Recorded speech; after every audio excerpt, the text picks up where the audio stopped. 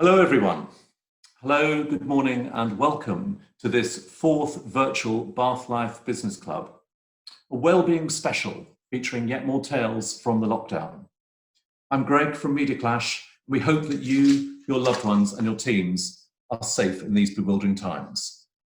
Lockdown and the pandemic has affected us all profoundly, personally, professionally, and managerially.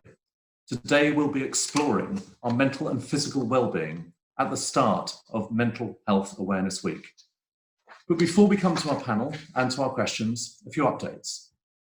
We've got a few new things. One is our Bath Life Business Surgery.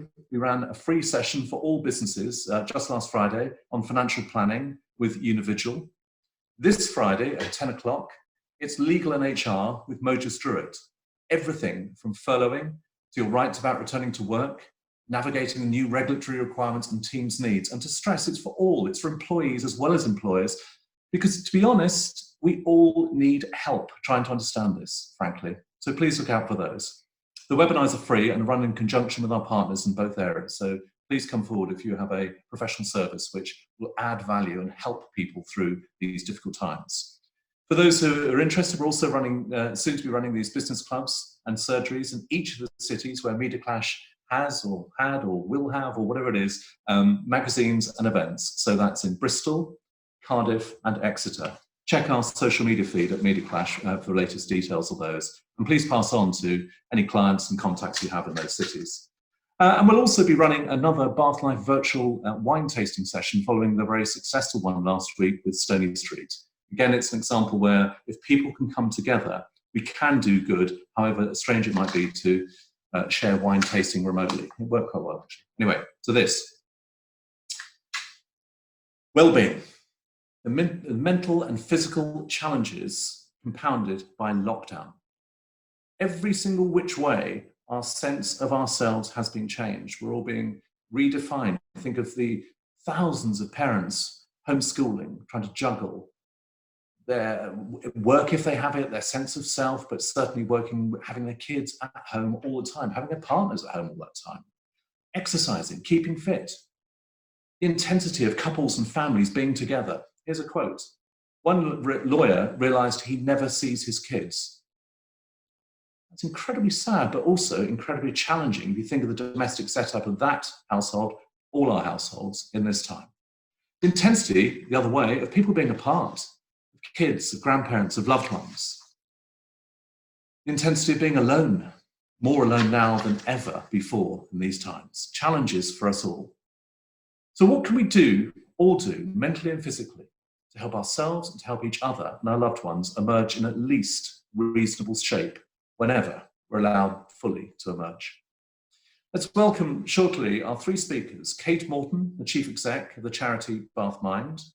David Flatman, ex-Bath and England Rugby, TV pundit, and I'm sure you all know, Bath Life columnist, also our awards host. And Lucy Stone of YOGADOO and the Hive. If I could bring in Kate to start us, please. Step forward. Hello, Kate. Hi. Good. I'm sure everyone can hear you. So tell us a little bit about Mental Health Awareness Week and specifically what Bath Mind are doing and perhaps some of the other charities in Bath as well. Thank you. Okay, we'll do, Greg. Every year we come together for Mental Health Awareness Week. It's always the third week in May. This year's theme is kindness, and in a way it couldn't be more relevant in terms of the pandemic and these uncertain times that we're in. We come together and we work through how we can continue the conversations with each other and with others around mental ill health and well-being, and really continue the process of eliminating prejudice and stigma that we know still remains in our society. And I think even though the profile of mental health and well-being is really out there with a high-profile media, it's still very much a problem in our society. So that's something that the week does each year. It kind of punctuates the year to raise that awareness. And as I say, kindness this year is a real big issue. And tell me this point about stigma. In a sense, there of course still is a stigma, and you're very much in the front line on this, of mental Yep. health as opposed to physical issues. We can see physical issues, we understand Absolutely. the diagnostic process and so on. Many of us just do not understand those mental health issues. How is lockdown affecting that? Is it becoming more front of mind to people, and therefore people are more sympathetic, or is that pie in the sky? I think it's a really challenging issue. As you quite rightly say, we can't see mental ill health. We can't see anxiety and depression in the same way that we can with a physical illness. And people are still very concerned about how people react to a mental ill health or anxiety depression. There are two issues for us that we're particularly aware of at the moment in lockdown. One is that lack of certainty, and we know as human beings we really, really treasure certainty and having control in our lives. Lockdown takes that away from us. We're having to do things very differently. It's really challenging. You've touched on that at the beginning, but we don't know what messages we can focus on. What is the one single truth going on at the moment? That's a really tricky issue for people. So they don't know. We don't know where we're going to be in the next 6 weeks, never mind the next 6 months. So that uncertainty is really tricky. And again, as you've touched on, Greg, the issue around isolation and loneliness, what lockdown has done is highlighted that sort of lack of human contact that we so desperately need. And for some people, just going out every day is their one major bit of contact that they might have with others, and that's been taken away for a lot of people. So those are kind of the issues I think that are in kind of real stark reality for people at the moment. Tell us this, so it's a big question. I'd like to come to some smaller, more specific examples of this. How has lockdown changed us? What different needs are you experiencing and your team at the moment? Yeah. Okay, so at Bath Mind, we're having to provide services very differently. We're having to be very creative. That face-to-face contact, and this, both in terms of the one-to-one services we provide, but also in our group work, that has had to change. Many of our services are now virtual. So we're using digital solutions, and we're using things like phones, contact by email. And that's okay, but again, it loses that face-to-face contact and that continuity that people so desperately need. There are people who are really worried about food, about debt, about employment, about their housing. So the social determinants are really impacting on people, and that's creating greater anxiety. And as I say, that kind of certainty about where people will be and where we will be for people in the next 6 months to be able to support them. I think those are the big changes. We no longer have our routines as individuals. Those who work, who typically go to a place of work, or who have kids, getting kids up in the morning, getting them to school, the end of the day, all that good stuff and so on, all of that is gone. It's a little bit like an earlier point. Do you think there is a possibility that the other side, whenever that might be, that there will be a degree more sympathy with the whole idea of mental health, because we are all experiencing one way or another mental health pressures right now? I really hope so. I do live in the positivity place, where I think what this is doing is highlighting, as you say, everybody's need for contact, for kindness, for a different way of being, and whether it is about just knocking on the door of our neighbours and making sure they're okay, whether it's just touching base with colleagues at work and asking, are you really okay? And just having that connection. I do think things will be different. We will work differently. We will live our lives differently. I really do believe, and particularly around children and young people and their mental health, I think we're going to be far more cognizant of those issues as well. Yeah. There's a quote from Thoreau that most people lead lives of quiet desperation and die with their song still inside them. Again, on a positive side, that doesn't sound that positive, do you think that lockdown means that this quiet desperation is surfacing more readily? We are all able to talk about things more easily than previously? I think that may come. I don't think that's changing just yet. I think one thing around the situation for people with mental health and well-being is that we're so focused on practicalities of lockdown and what this means for us and how we can live life post-lockdown. I think the mental health aspect for people will be determined much later on. I think it will be a longer term issue that we're very aware of, and the statistics that the ONS are saying that we will have a 50% increase in anxiety and depression across the country, and I think that is going to be a latent example of that we'll see that much further down the line. So in a way, for providers like Bath Mind, we need to be very aware of that, and I think we will be coming in and supporting those people further down the line when we're out of lockdown and we're trying to get back to some kind of normality. Could you talk about the mental pressure issue about the redefinition of self, that people are, as mentioned previously, home parenting, they're becoming more domestic, that perhaps relationships are being strained and so on, but your sense of self, and I'll be talking about this with Flats in a moment, has changed quite profoundly in recent weeks. We're no longer that person who did that thing, because that thing currently doesn't exist for most of us. That definition of self. Yeah, absolutely. I think we're back to that bit about what is certain for us as individuals. You know, we may be parents, we may be colleagues, we will have friends, we'll have families. All that's changed. A lot of us are suddenly, our world has become very insular, very inward looking. To then come out of lockdown and go back into our old world, I think is going to be a really difficult task for a lot of people. I think it will be a real challenge. And that's something that I think people are going to need support, both in terms of how they support themselves, being kind to themselves, but also how they're going to support their colleagues, their friends, their families. We're all going to be living in a way in that very turbulent, difficult and different time.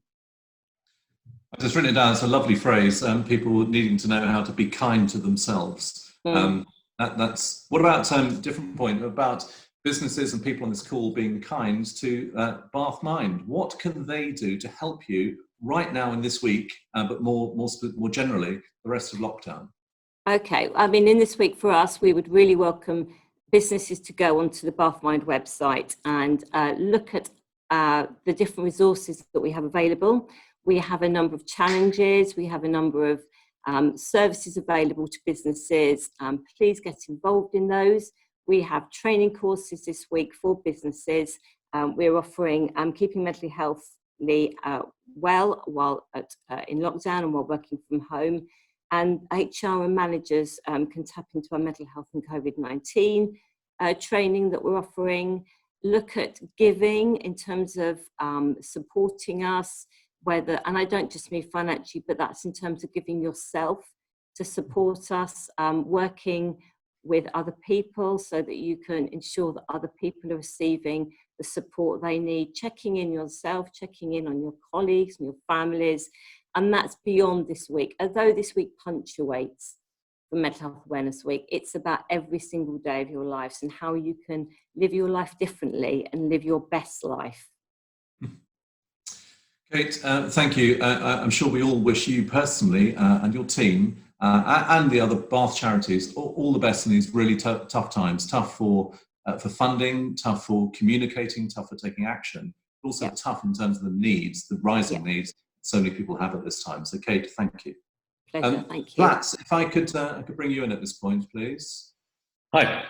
Good morning, Mr. Mustachioed Flats. How are you? Very well. How are you? I'm fine, thank you. Nice of you to ask. So how has lockdown been for you, Flats? How's your sense of self changed? No TV shows, no live events? It's been really interesting for me anyway, because my lines of work, as you know, are sports commentary and mass gatherings, public events. So live sport and mass gatherings are how I pay my bills and feed my children, and they have been deleted indefinitely. So my work just stopped, and I went through kind of a cycle of I think there's no better word for it than anxiety, thinking, just Christ, what is going to happen? What's going to happen to my house? What's going to happen to my mortgage or this room? What's going to happen to this car payment and all this kind of stuff? And how am I going to pay for the rest of my life? Who am I going to become?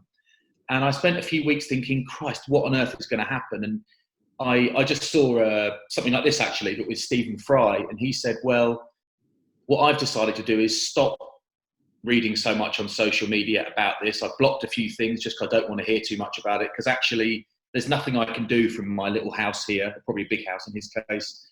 And I took that step and just actually decided to know a bit less for a couple of weeks. And I felt, because there's not a lot I could do except obey the rules. And I, for a while now, have felt lots better about it. And I must say that I've got to a point where, you know, I rather like lockdown, actually. I'm quite enjoying it. I don't know if we're allowed to say that or not, but I am. And I, you know, looming sort of financial oblivion aside, I quite like that. Now, I think anxiety would peak and worry would peak again, you know, were this to go on for months and months and months and months. And lots of us are very lucky compared to others, and not lucky compared to some others. But I feel very, very aware of the fact that I'm not going to bed worried every night. And I feel very grateful for that. And that is because I've got good people around me, and because I've had time, like we all have, to actually think things through, get a bit of perspective. And as my dad, who is a very experienced psychologist, said to me, you know, you're not with 4 kids on the 15th floor of a block of flats in New Cross with no outdoor space. You're one of the lucky ones, mate, you know, and you live in Bath and you live next to fields and you're okay and you've got food to eat. And it's not always easy to achieve perspective, but I achieved it after a couple of weeks of lockdown. I achieved a lot more of it. And for now, I feel great, but I do need work to restart at some point, please. I think we all have that sense of, you know, to some extent, of perspective. If ever there is a city to be locked down in, and of course we've all got different personal circumstances, and Bath is actually not such a bad place, and people are also very compliant with the regulations. I actually want to take you back to an earlier time for you. You spoke very eloquently at the real Bath Life Business Club about a time for you when you had absolutely abrupt change and complete redefinition of self. The abrupt change of an injury, ending your career at the age of 32, a period of, however one might call it, sort of stasis, where you weren't comfortable in a new role, an office-based role, and had very profound doubts. And you opened up very, very openly about that, about your ability to fend for your family, to look after yourself and so on. Did that experience in any way help shape or prepare you for this experience? You've had one run at this already. Yeah, it's funny. I was going to mention that before, but I thought this is the longest answer in history, so I might not. But that was the longest question. Since you've asked, it massively. So I realised that we all have pressure on us, real pressure. So, you know, being able to feed and clothe my children is a real pressure. It's not one that I resent, but it's there, and it's there for everybody in different ways. But I realised, so I retired from rugby, and I kind of had to retire from rugby quite a lot earlier than I had hoped. I got a job at Bath Rugby, which was great, and they looked after me, but the reality was it wasn't for me. And I'm thinking, what else am I going to do? I don't know what else I can do other than the stuff I used to do and can't do anymore. I mean, physically can't do it anymore. Not that anyone would give me a job anyway. So, I one day I decided I was so sort of unhappy in the environment I was in. I'm going to step out of it, and I'm going to back myself. And if the worst thing that happens is I've got to move into a smaller house, and I've got to not drive such a nice car, and I've got to not go on holiday for a couple of summers, so what? No one cares. My parents went through tough times when I was a kid, and we were the happiest kids in the world. So all that really matters, I'm thinking, I've got to provide for my family, got to provide. And I realised that so much of the pressure I put on myself, almost all of it, was just from me, and it was kind of made up.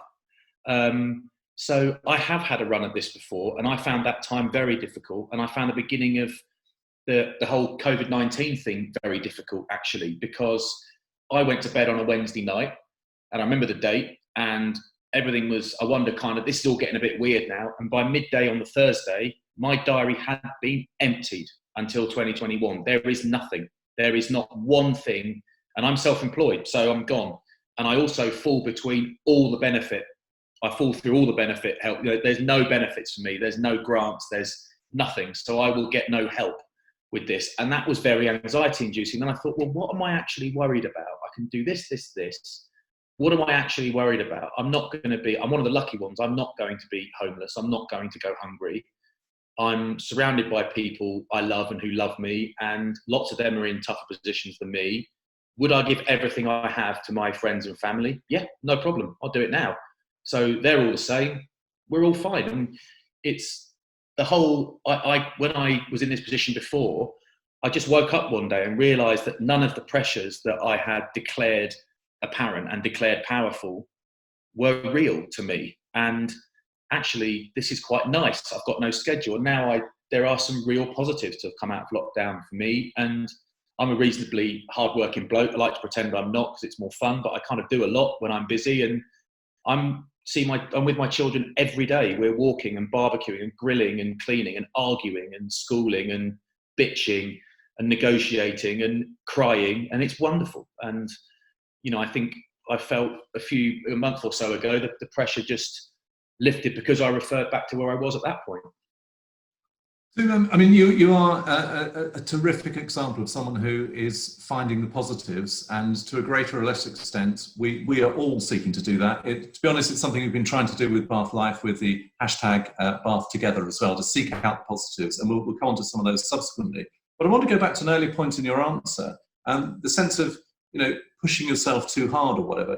Do you think, and this is quite a personal point, do you think your ego state was such that you defined yourself by that level of success, which meant you had to run so hard to achieve it? Yep. Whereas now, that's, step back, you look at things which truly matter. Yeah, and I've gone through periods since I sort of gained a new level of perspective after retirement, and I got to a point where I think at the beginning of, this lockdown, I felt like, am I going to get back to where I was before? Am I going to, and this sounds crude, but we're all different.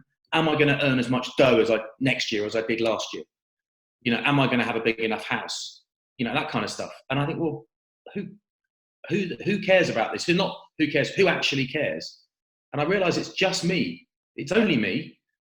My partner doesn't care. My kids don't care. Mum and dad don't care if I've got 15 bedrooms or 2. No one cares. Why am I putting all this pressure? And I suddenly thought, oh yeah, I don't mind. I could be happy anywhere. I've got friends with gorgeous homes where I'm really happy. I've got friends with small, and these things just don't matter. All I want to be is happy and with my children and stroking my old dog in his last months. That's all I want to be doing, and cooking a bit of food for myself. And I realise my wants are far more modest than I kind of realised, and I got swept up in this achieve. But then what a friend of mine, Lee Mears, who I played at Bath with for a very long time, known each other since we were kids, he said to me once, what's your version of happiness? And I go back to it, and I think I find myself in these zones where I'm aiming at a version of happiness that actually isn't mine. It belongs to someone else, or it belongs to Instagram or something. But this period has been lovely for me in a lot of ways, because I feel myself, I don't feel less ambitious. I feel less grabby. I feel less materialistic. I feel less driven to be away working every single hour I'm sent. So I kind of think, well, this version of this lockdown has altered again. It's sort of reset perhaps my version of what happiness is, I think. We'll come on to some of those bigger societal points subsequently. It's almost as though the arc of personal pressure to succeed, but societal pressure to succeed, and our definition of success, since probably the big bang of the 80s and the loads of money culture of the early 90s and so on, is still contaminating us. And this lockdown is forcing us to dig deep and to think deeply about why we do what we do. I want to come to one other aspect of today's session about well-being, which is for you as a former professional sports person and so on. How are you staying physically fit? Do you have a regime in lockdown? Well, yeah, I know what you're meant to do. What you're meant to do is, even when there's no routine, establish a routine. So my dad's a psychologist, my sister's a psychologist. I'm surrounded by people who know how to deal with stuff like this. Can I get in a routine? Nah. And it's not me. I'm not really a routine sort of guy. Even when things are going perfectly, I don't really have routines. I get into a routine with the homeschooling as much as I can to help the children. But in terms of keeping fit, I've never liked moving very far. I don't like running. I'm a big bloke and I'm heavy and I'm not naturally a long distance kind of animal, but I've been going for long walks. So a couple of hours, couple or 3 hours, backpack on, coffee and water and snacks in a bag, and really doing it. And I've learned to love it, and I've really enjoyed it. A big part of, exercise is like, it's like getting a dog. I mean, you might want you might want a border collie, but if you're not going to do 3 hours a day, don't get a border collie. Decide who you really are and pick something that suits you. So I would love to say I'm getting into running, and Lucy's going to talk about yoga. I would love to say I'm getting into yoga or Pilates or something. I'm not. What I do is go for walks with my dogs and without my dogs. And I've got really, really uncool, aesthetically awful weights rack in the back garden with grubby, mouldy weights and a rusty bar. And I lift heavy weights up and down, listening to podcasts about all sorts of stuff in my back garden on my own.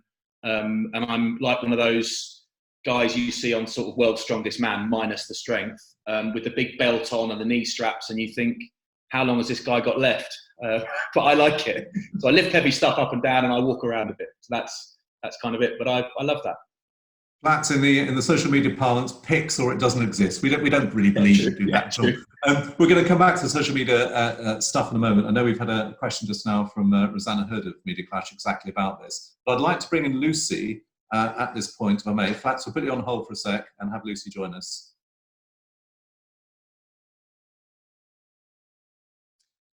Any moment now, we're going to have Lucy join us. The joys of these things is that technology always gives you that slight frisson, that little pause, which doesn't do much for my own mental health, but there you go. Sorry. Hello, Lucy. I couldn't unfreeze myself. I'm sorry about that. Sorry, is that a metaphor for what we're all trying to go through? We have to unfreeze and redefine. Heavy, heavy, heavy. So you're a highly experienced marketeer who moved into yoga. You've worked for WOMAD, Future, Aardman, Highlight PR, and a variety of companies, and now running YOGADOO and the Hive. So we would like to know from you, how have you been in lockdown personally? What has changed? Gosh, an enormous amount actually. I, like Flats was saying, I'm homeschooling.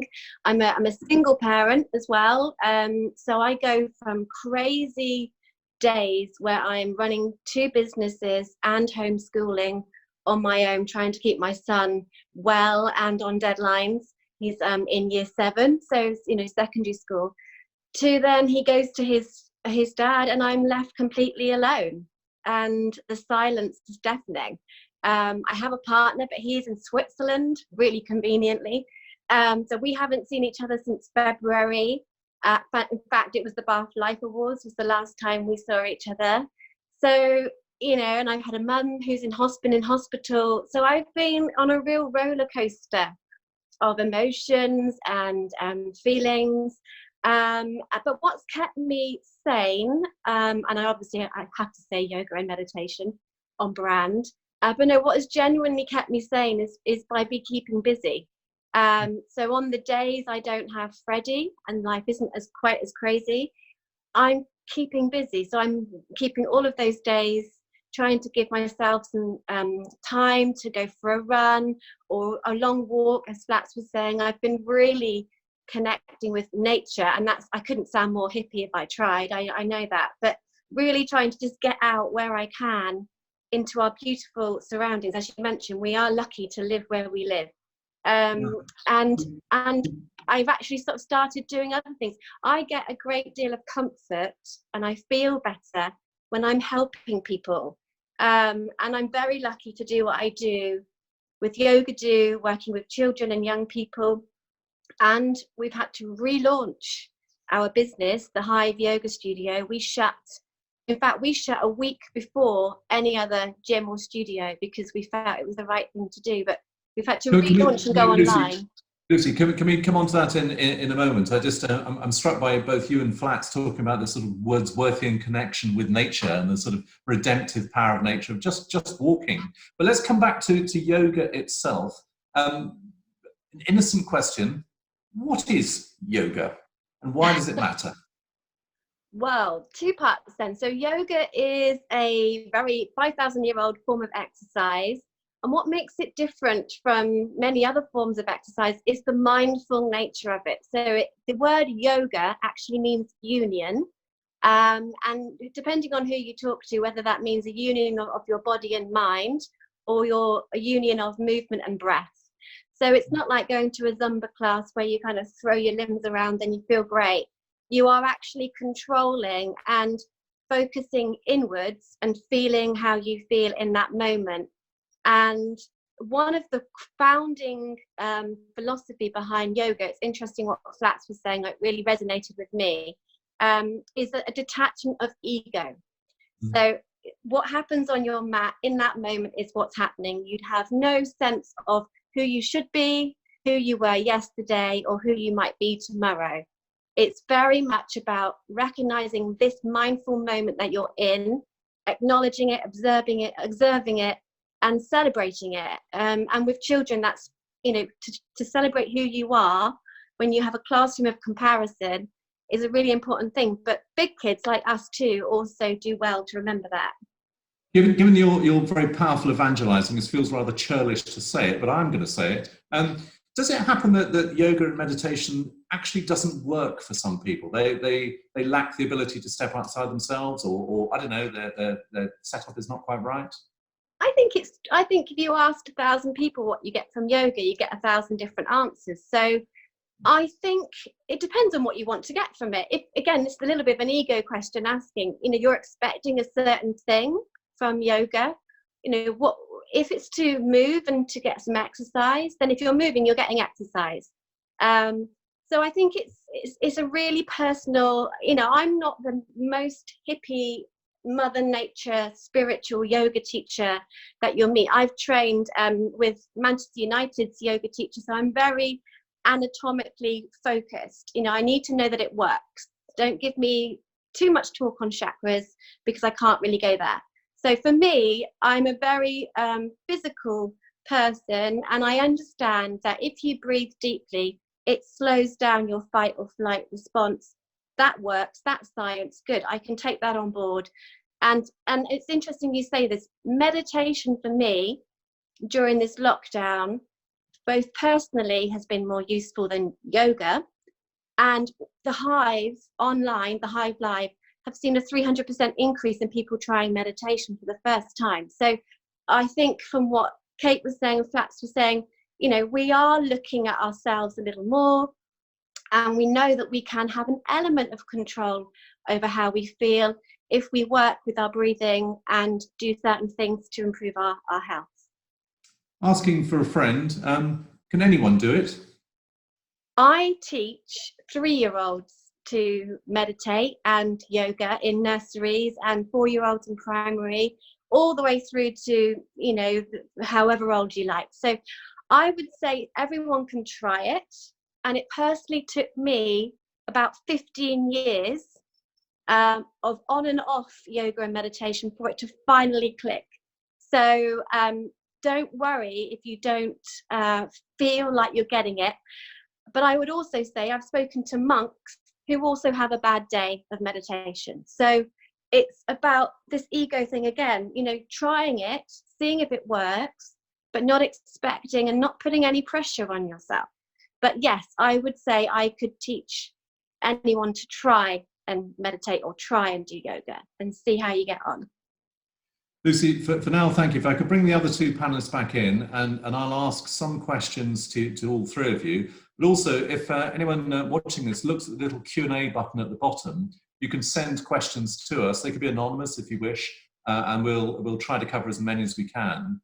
I want to come on to this point about social media, about sort of sense of definition of self, that this is a confected perfection world where everything is you only ever talk about the good stuff that you do on social media. So the whole world looks as though it's perfect and everyone watching it isn't.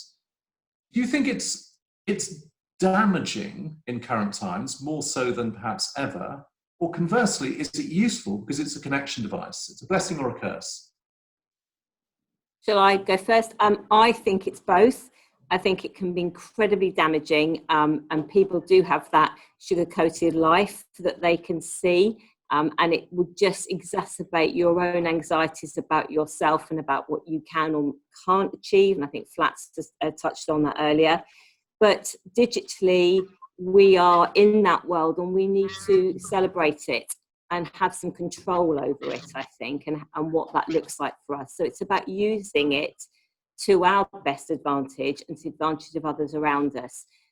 And maybe that's about, and I hate to say this, Flats, but it's about that structure and that routine and how we use it, when we use it, and what we have access to. And we need to create that in our day, I think. You certainly shouldn't be sorry for saying that. I agree wholly, and I think it's absolutely both. And I'm in a sense all over social media, but I use social media 99.9% of the time for fun. And I have gone through periods in my life where social media gives me no fun. It gives me no interest. And it's the interest. It gives me no fun, but the interest it gives me is damaging. So it's like having toothache and biting down on it. It got to a point where I couldn't stop reading the news on, coronavirus, COVID-19 at the start. And it was also awful. And it really affected me. And I'm not the sort of person, I didn't think I was the sort of person that would be really affected by that. It affected my whole day. So I got to the point where I thought, I'm going to structure it. And I'm not a structured person, as I said, but I'm going to structure it. And the first thing I'm going to do is not look at social media just for 2 days. Yeah. It doesn't sound long, but when you're at home doing naff all day, it's a lot. It's 2 days. And then I'm going to just skip over anything COVID-y, and I'm just going to watch the BBC update or whatever it is at 5 o'clock update. And then I found those kind of weren't really working for me. So I took a week off coronavirus, took a week off. And what I noticed was when I came back, I was much more comfortable flicking past certain things on social media. And I would give myself a couple of hours in the day where I said, I'm going to just swipe the apps away and I'm not going to look at them regardless. And I found that really helped me not feel anxious, but also it helped me to enjoy social media again, because it can be brilliant fun. Yeah. That's it. You can have this as a phrase. Never mind social distancing. We need social media distancing. Yeah. Absolutely. I think that's right. I mean, there's been quite a lot of positive stuff that I've read about, people that are doing amazing things, companies that are giving back.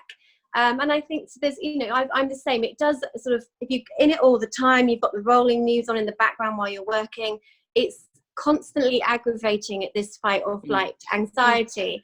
It's little bits all the time that's subliminally going in. So sort of not underestimate the constant saturation of that. But if you can seek out the positive, look for the good hashtags, helping businesses. We wouldn't survive without social media as a business. And actually, I've tried to be honest on social media when I've had bad days and I haven't slept. I've talked about it, because I think normalizing it as well. You've got a following, you almost have a responsibility, I think, to say what it's really like. So yeah, I think that's just right. Just controlling what you access and limiting it where possible. Also, it can be, sorry, Greg, it could be just because it's not, that physically down to whatever, it can be an addiction. So I think social media is a very, very real contemporary form of addiction. And is it controlling me? And there are times when I'm a grown-up, I'm a fully functioning grown-up, I'm a good daddy and all that stuff, I've got a job, and social media controls me sometimes. And what this little period has taught me is I quite enjoy taking back that control and just not looking at it for a bit, because I don't have to. I think, sorry, Greg, just to finish, I think we can't underestimate what potential damage it could have on children and young people. And it's something that we're really conscious of in the mental health world, that social media, if not controlled, if not managed in a positive way, can have a really detrimental effect on the health and well-being of our young adults. And it's something I think and I'm sure Lucy and Flats would agree, it's something we really need to address. To Lucy's point about the good stuff that's out there, we will be looking for this towards the end of the session, because undoubtedly there are some extraordinary actions which individuals and companies are taking in these tough times. I wanted to bring in a question from Kerry-Ann, who's, I'll give you the backdrop to it. Some of my friends are very negative at the moment. They seem unable to find a way to find any peace or contentment in the current situation. She's being very open here. I'm sure each of us will know people in this circumstance, almost as if they don't want to find any joy in the day. Why do some people seem to need to be angry, negative, discontented? Why? Who wants to go first? You, why not? I mean, I'm sure Kate will know more than most on this, but I don't necessarily think some people need to be angry, negative, discontented, but I think it is very possible for some people, and actually for any of us and all of us, to become lost in the negative, and the negative can overwhelm. And I think when Kate talks about this kind of long-term symptom, long-term outcome might be a large increase in sort of diagnosed depression or anxiety conditions. Well, these are potentially the people who months or years or weeks down the line are going to be diagnosed and helped by professionals and by people around them. So I think if this whole period has taught us anything, I don't know if it's taught us anything, but it probably reminded us of the benefits to everyone, including ourselves, to offer something like unconditional, unlimited compassion. And I've got friends who are in rubbish spots. I'm texting one of them. I've been texting him up to the start of this Zoom call, and I'll text him again when we're finished. And he's just hating life. He's got a lovely new baby, lovely new wife. His work's kept going. He's on 100% pay, fully negative. And it's not for me to say, snap out of it, mate. It's for me to say, well, that's okay. What do you want to talk about? You know, did you watch the Bundesliga the other day? Football's back, whatever. I think we should allow people to be where they are and try and help them out of it. It's easier said than done sometimes, I know.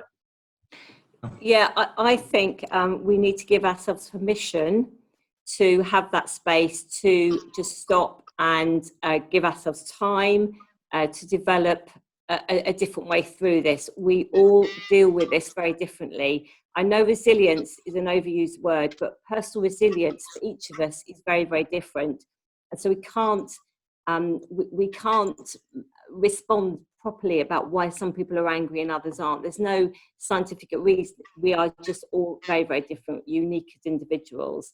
So we need to, I guess, just be wary of that and take that and deal with it. So I think the person who asked the question, it is what it is. What we need is to make sure people have got strategies and that they can give themselves permission to develop those strategies and have the time to improve their health and well-being in different ways that works for them. Kate, you touched on this in your conversation earlier. There is, of course, the transition to come when people go back. They have to re-enter, and that of itself is causing anxiety. We know in our business, of course, there'll be people who think, do I want to be in an office? Do I want to be proximate to people? How much I really like them and I've missed them. Yeah. I'm just uncertain about that. So the more we can all do as business owners and as you know, friendship groups and so on, to reassure plausibly, I think is quite a key element. There's a very practical point which Zara Perry has just made. Zara, I think, is going to join one of these panels in short order, another week. I've started reading my favourite books. That seems like a very sensible thing to do, and book sales have risen sharply in recent times for obvious reasons. I want to come on talking about the futurity, about the near term, which might be return to quote normality. That's not going to happen. But really about anything which is enduring from current times, the good stuff. What might carry over, or again, is it too Pollyanna-ish to imagine that it's going to be anything other than we revert back to what we were previously? What do you think about the enduring good that might come from this? Lucy, if I could ask you to start. I think we've all been given time, haven't we? And Flats was saying this. We've all been forced to have time on our own, or as you were saying, Flats and Kate, with our families. And I think we've all had time to realise what's important. And I think I'm exactly the same, sort of looking at what makes us happy. So I think there'll be an element of being less tolerant of wasting time and wasting energy on things that are not worth our time. And whether that's to do with travel. I mean, I've got a partner in Switzerland, so I've got some big decisions about how I travel. And whether it's about our work-life balance, which I think is going to be a big thing. Our physical, what we do to help our health, And I'll say it again, it's that connection with nature. We've all seen the videos of the dolphins in the canals in Venice, and the fresh air in Mumbai, and the fact that the planet has somehow managed to begin to, I'm sounding hippie again, I'm sorry, heal itself. Hippie alert. But it's true, and I live in a flat, and lady below says she's never seen the trees looking so green outside, and the air feels fresh. So, and I think what you were both saying, Kate and Flats, we're looking for micro moments of joy now. We're not looking for huge, big, driving a 4x4 because this is what everyone thinks I should be driving. I'm going to get on my bike, and I'm going to feel the breeze on my face. I'm going to wave at someone, hopefully not fall off. It's those tiny, and this is when I'm working with children, and I do half of my work is in 60 schools with my company YOGADOO. We're looking for small moments in the day where we can feel happy or content. So I think for me, a legacy from lockdown is really thinking about my actions for myself and for my planet, my community, my family, and are they the best thing that I could be doing? And I think I'll never appreciate a hug more going forward. That physical connection. My poor son has been squeezed because he's the only person I can hug. It's like, Mummy, get up. But I know, and that, we've all taken that for granted. I was a massive hugger up until this point. So I think, there's I could write you a book on how many things I could, I'll tell you what, write a piece of Bath Life instead, but a deal? I will, yeah. Okay, live negotiating, there you go. Kate, do you buy this? Do you buy this, the idea that we're going to be that much more considerate going forward? We clearly ought to be, but will we be?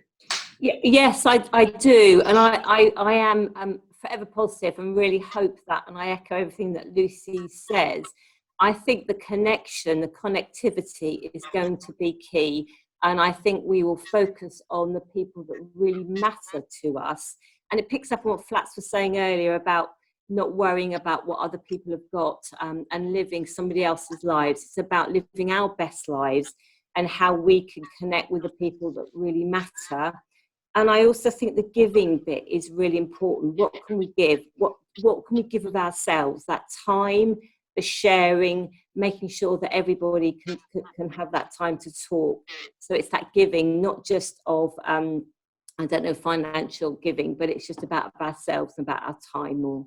I noticed there, Greg, as well, that when Lucy was talking about getting on the bike and feeling the wind blowing, you're about to say hair, weren't you? And you felt bad. Or moustache. Yeah, blowing past your shoulder hair or something.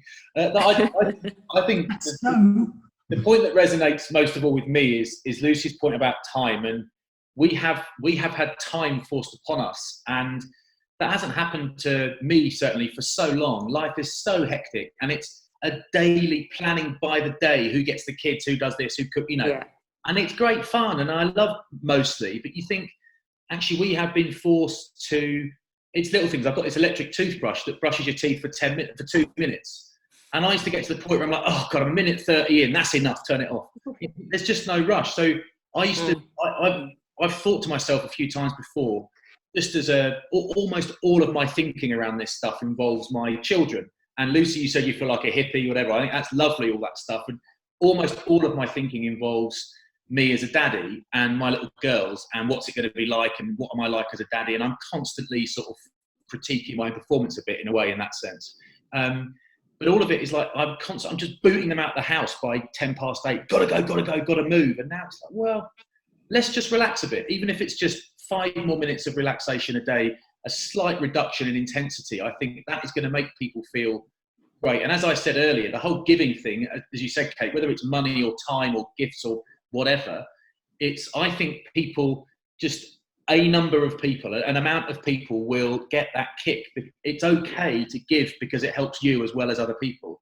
And I think things like clapping the NHS, we're all very grateful. That's why we clap.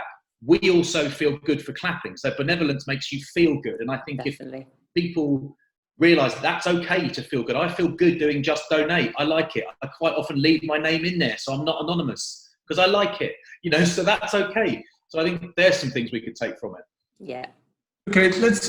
You've touched on many of these points between you, but I wonder if you've got some additional top tips for people listening to this. Practical piece of advice about well-being. Perhaps, Kate, if I could start with you on that. Okay, I think a lot has been touched on. I would just say something around the space that you're in at the moment. If you can punctuate your day, whether it's possible to almost put a different outfit on between the morning and the day and the evening, don't live in your pajamas all day, change the room that you're in, really make sure that you get fresh air. Both Lucy and Flats have talked about connecting with nature. It is one of the most important things for positive mental health. If you don't have an outside space, if you can open a window, if you can just look at the sky and just really take note of the noises around you. I'm hearing birdsong in the morning like I've never heard before. And that is just the most amazing thing. So it's kind of those really simple, practical things. Very good. Lucy, additional tips for people listening to this? I think, and this is something I say to children, you have a health, and your physical health affects your mental health affects your physical health. So considering health in a holistic way as an all-encompassing thing is really important.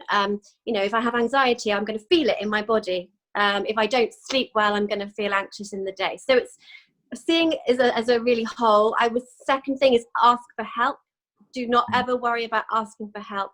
And I'm going to say it, third one is breathe slowly and deeply. And I have one technique. Do you want the technique now? I'm not sure, but maybe later. Why don't you do the technique now and we do it with you, if that's... Oh my word. I did think you might do this to me. Okay, so this technique, no, Flats. All right. This is called the 4-7-8 technique. And it helps put the brakes on your fight and flight response. And children can do it too. If they can count to 8, then they can do this. And it's basically you breathe in for 4, you hold your breath for around 7, don't worry if you can't, and you breathe out for 8. So we'll all try it. So get comfortable. Just put your hands down on your laps. And if you want to close your eyes, you can. I'll count for you. So we're going to breathe in through the nose, hold, and then out through the mouth with a little kind of circular motion with the lips to kind of whoosh out. Okay, so let's all go for it. So we'll do it twice. We'll breathe in through the nose for 4, 3, 2, 1. We'll hold for 7, 6, 5, 4, 3, 2, 1. Out for 8, 7, 6, 5, 4, 3, 2, 1. Try doing it without my counting. So in for 4. Hold for 7, out for 8.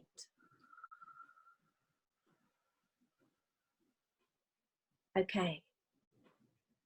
Oh, yeah. Yeah, it's the science behind it is the double length exhale to the inhale. Don't worry about the holding, that can come with practice, that can feel panicky sometimes, so don't worry about that. But you're putting the brakes on everything. And you're telling your body, everything's okay, you've got this, we're slowing it down, we're, reducing the stress levels. So yeah, in for 4, out for 8, try the hold to see how you get on. Really good. I did that just now. I'm going to attempt to do that. How many times would you recommend is sensible per day, or is that not the way to think? If you're having a stressful moment, or you're watching News 24, 4 times is normal, so that's easy to remember. 4 times the exercise. But to be honest, when I'm going to sleep and if I'm having a stressful day or I can't quite switch off, just keep doing it. So you can just keep breathing in for 4, out for 8. Don't worry about the holding. But the longer exhale stimulates the melatonin, gets the pons working. It says, okay, we're going to go to sleep soon. So it's a relaxation technique, or it start to induce sleep. So don't do it for long if you're in the morning, otherwise you'll be dozing at your computer. Or driving. But if you're at bedtime, go for it. Do it till you drop off. Very good. Flats, maybe not literally like that, but do you have some other top tips that are going to help people navigate? Mine is a very heavy barbell squat, so I'm going to demonstrate now and you all to do it. I think mine is quite similar to Lucy's. I think I've been thinking about, before this call, what am I going to try and make sure I still do after all of this? I might not have a choice, to be honest, but say I've got the choice, I'm going to try and find time to do nothing. And I don't just, that can be whatever you want. That can be sit and watch Netflix, or sit and watch Silent Witness, or listen to the radio, or read a book. But I'm going to try and find time for nothing. And I find that being outside helps me with that, because almost everywhere I'm going, there's an agenda, there's a schedule, yes, I love walking my dogs, but I've only got 40 minutes because I've got to pick up the kids. And after that, I've got to get them to gymnastics or whatever it is. There's always an agenda. So can I sit, and Lucy's breathing might be something I will try that today, and I'll try it tomorrow to try and make a habit of it. So it felt nice. But just try and find time to do nothing, because we've had it forced upon us now. So weirdly, that kind of lack of activity, that being sort of that stationary element, can be anxiety inducing, because we want to be doing more than we're allowed to do. But I think when it's gone, we will miss it. So that would be, I don't know if it's a top tip, but my top tip is going to be try and find 5 minutes or 20 minutes to do absolutely nothing in a day. So that makes you sound lazy. Yep. Well, it's funny because when I teach meditation, I say, okay, I feel a bit of a fraud. I'm going to teach you to breathe. It's the easiest thing technically, but it's also the hardest thing that you're going to do, for it to become a habit. I've quickly, just to say, I started doing live meditations on Facebook at the start of lockdown for free for 8 minutes, at 8 minutes past 8 every morning. Started with 10 people. Now I've got 300 people on the Facebook group, and we've reached 20,000 people in just under 8 weeks. So people I'm turning up every morning, whether it's weekends or weekday, because it takes 30 to 8 days to get a habit. So if you do that exercise for the next 30 days, then you're going to start just doing it without realizing it when things get a bit busier. And I'm a big ambassador of undiarizing. That's my phrase. So you have put time in your diary for undiarizing. Talking of timing, and probably what I'm going to say next, we are close to running out of time. I would like very short observations in this direction, please. It's one of the things we've been trying to do with Bath Life, is to highlight the good that people and companies are doing. It's been incredibly touching. In these tough times, people show their best. We're using the hashtag, this is social media, of Bath Together. We're putting it through our newsletters each Friday of highlighting good stuff. Maybe it might be friends, it might be people outside of your area, stuff you've read. Flats, have you got an example of some of the good that people are doing in the city of Bath, perhaps, or elsewhere? I've noticed where I live that I've noticed people wandering around with packages, and I was out on my bike and asked them, what are the packages for? And they said, well, there's a few oldies knocking about and we don't know them and they haven't said anything, and we're not going to tell them it's sort of charity, but it is charity. We are just putting food and drink and stuff on their doorsteps, and we're knocking the door and running away. So we used to call it knock down ginger, you knock and run. So they're doing knock down ginger with old people, and they're not, one of them's not even that old actually. I haven't had a package yet myself, but there are people just going out of their way to make food, buy food, make drinks, and just give stuff to people because it feels nice, even though we'd all rather have more than we currently got. So it's nice to give and nice to receive. Lucy? I work with schools, and I'm working with schools now. We're working on the transition back for children and mental health, and teachers. I'm going to give a massive shout out to all of the teachers who have kept going for the vulnerable children, the key workers children. And, I've had head teachers speaking to me in tears, not knowing what's going around the corner from the 1st of June potentially. And they're all incredible heroes. And I don't use that word, very often, but they are. They've been keeping going, and they don't know what lies ahead for them. There was one head teacher, just quickly, in Grimsby, who walked 5 miles a day to deliver 78 packed lunches of free school meals to the children that needed them, to make sure they had a lunch. And it's things like that. That's going on all the time here in Baines, but all over. And I just have to say, hats off to all of the teaching staff and school staff that have kept everything going. Just in that vein, we're also aware, without naming them, there's a couple of schools who are actually reasonably competitive with each other, who've been collaborating on producing PPE equipment, which is extraordinary. Kate? Yeah, just very briefly, finally, I'll keep it very personal. I'm sort of prompted by myself and my 15-year-old son, knocked on our neighbour's door and brought her some milk and mowed her lawn. And for a 15-year-old, that's quite impressive. That's really good. So I'm going to close up now. Please look out for next week's Bath Life Business Club. It'll be on Wednesday next week because there's a bank holiday. Whatever a bank holiday is, who knows? Right, yeah. But we will be communicating by email and that thing called social media with some questions. So, you know, we want you to be involved with that. If you've got some particular perspectives, do come forward for it. We have our business surgery coming up. We'll be running those regularly. It's about legal and financial matters. But in closing, thank you to Kate, to Flats, and to Lucy, and to all of you for listening and your questions. Thank you very much. Also to Mojas Druitt, who are the sponsor of the real Bath Life Business Club.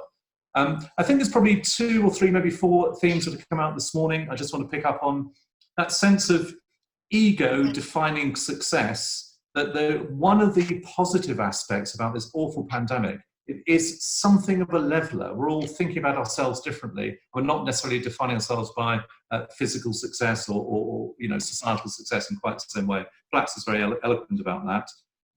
For all of us, there are different ways to redefine what happiness is. To take pleasure in small things, take pleasure in nature, whichever it might be.